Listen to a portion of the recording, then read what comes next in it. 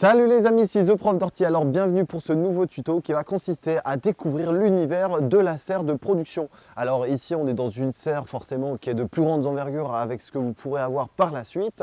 Mais cependant l'idée principale, l'idée d'avoir une serre, l'idée d'avoir un tunnel à la maison est quasiment la même chose. Alors je vous laisse découvrir ça tout de suite dans la vidéo. On y va, c'est parti!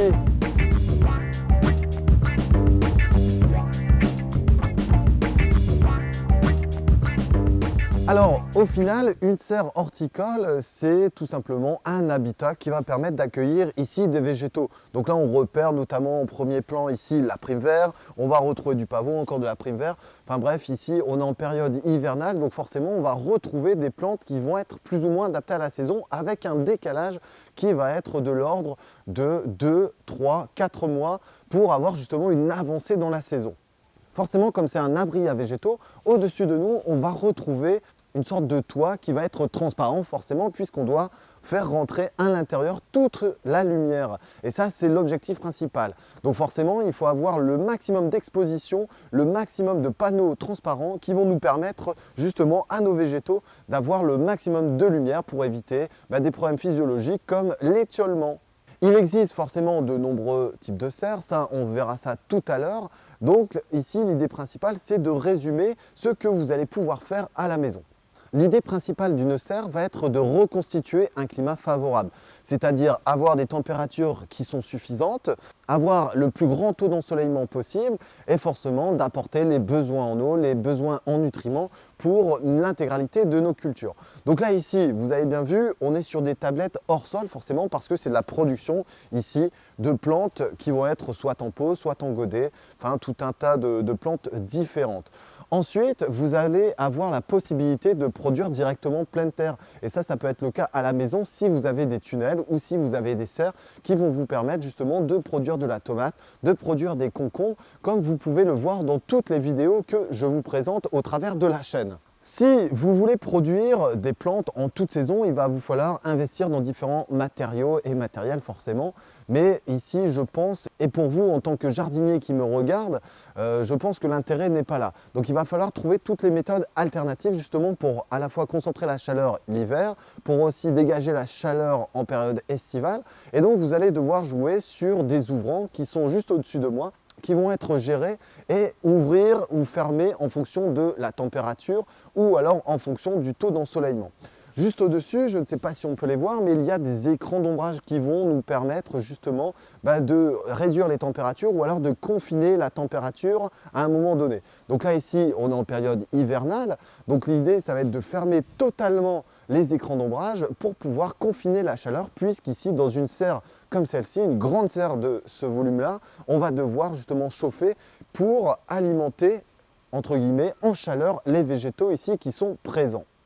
Juste au-dessus de moi, au-dessus de ma tête, ici on va retrouver l'irrigation. Alors ça c'est quelque chose aussi d'important puisque étant donné que l'on a un toit, l'eau n'arrive pas forcément sur les végétaux, l'eau naturelle, donc on va devoir faire un complément. La première solution ici, c'est par des rangées d'asperceurs ou alors simplement au tuyau d'arrosage avec sa lance qui vont nous permettre d'irriguer nos cultures.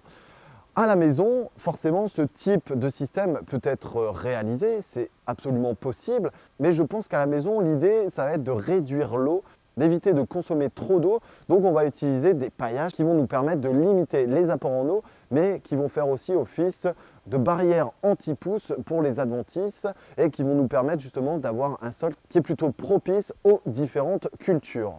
Donc ça, vous allez pouvoir ça, pareil, encore une fois, au travers des vidéos. Il en existe différentes sortes. Vous allez pouvoir retrouver sur la chaîne donc le paillage, vous allez pouvoir retrouver les différentes cultures, etc. etc. Et ça, c'est au travers de la chaîne. Je vous laisse fouiller un petit peu. Alors, je vous parlais tout à l'heure du chauffage de la serre, de l'aérotherme. Donc, c'est ce principe-là. Donc, c'est de l'air pulsé qui va accueillir la chaleur et la propulser forcément dans toute la serre.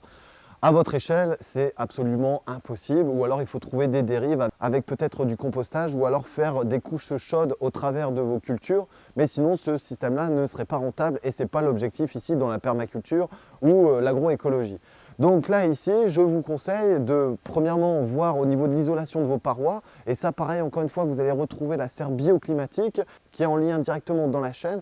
Et vous allez pouvoir justement trouver des compromis sur des serres qui vont être écologiques. Et ça, je vous conseille d'y aller fortement. Alors, donc là ici, l'idée pour réduire forcément l'humidité, parce que dans une serre il fait très humide et cette humidité va être vecteur de maladies au travers de nos cultures, vous allez devoir forcément apporter une température suffisante ou alors ventiler au maximum. Mais le problème c'est qu'en hiver, il fait froid, donc si j'apporte du froid dans ma serre, mes plantes ne vont pas se développer ou alors vont même geler, donc il faudra faire attention à ça. Alors concernant votre serre, vous allez produire plutôt de cette manière-là, c'est-à-dire méthode pleine terre, où on va disposer d'un paillage, où on va disposer les végétaux directement à même au sol.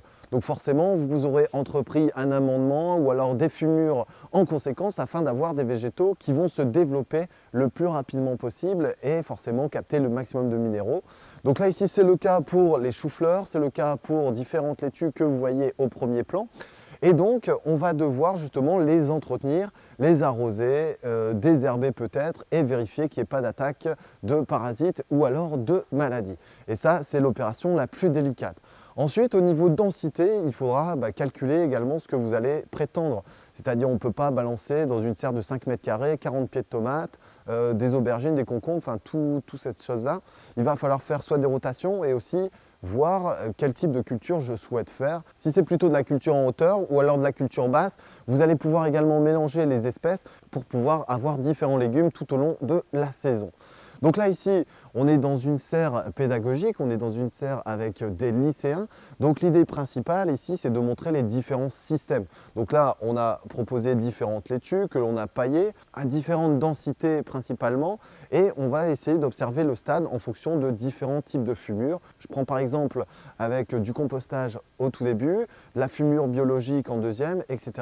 pour voir justement quel est le besoin, quelle est l'importance de la fumure et des minéraux pour un végétal. Ensuite, vous allez devoir travailler votre sol, vous allez devoir donc lui apporter de la matière organique. Donc ça, il faudra faire attention parce que les sols de serre sont généralement moins vivants que des sols extérieurs. Forcément parce que les conditions ne sont pas les mêmes. Ici, on vient recréer un climat, donc on va devoir peut-être apporter des micro-organismes, apporter de la matière organique sous forme de compost. On va utiliser la grelinette, l'aérobêche pour justement décompacter mon sol parce que ça va se tasser avec le temps. Et ça, il faudra faire attention, il faudra justement bien jouer là-dessus pour préparer sa future saison dans sa serre horticole. Je vous présenterai par la suite différents types d'abris. On travaillera notamment avec une petite serre tunnel qui fait environ 18 à 24 mètres carrés, qui sera forcément différente de ce système-là, mais on pourra quand même préparer justement des planches de culture de ce type-là. Par exemple avec du chou-fleur, avec des débuts de tomates que l'on aura plantés courant avril, ou alors d'autres types de légumes. Mais ça, on découvrira ça au fur et à mesure de l'avancée des vidéos sur la chaîne. Il est possible, comme je vous le disais tout à l'heure, d'utiliser d'autres alternatives, donc de ne pas utiliser d'énergie carbone pour produire des végétaux. Et ça, c'est le cas avec la serre bioclimatique. Donc je vous mettrai le lien certainement dans le descriptif de la vidéo. Vous allez pouvoir justement découvrir toutes les méthodes de production également. N'hésitez pas à me poser des questions. N'hésitez pas non plus à faire un petit pouce bleu, à partager. Je vous dis à très bientôt les amis et on n'oublie pas de s'abonner par ici. Au revoir, salut tout le monde.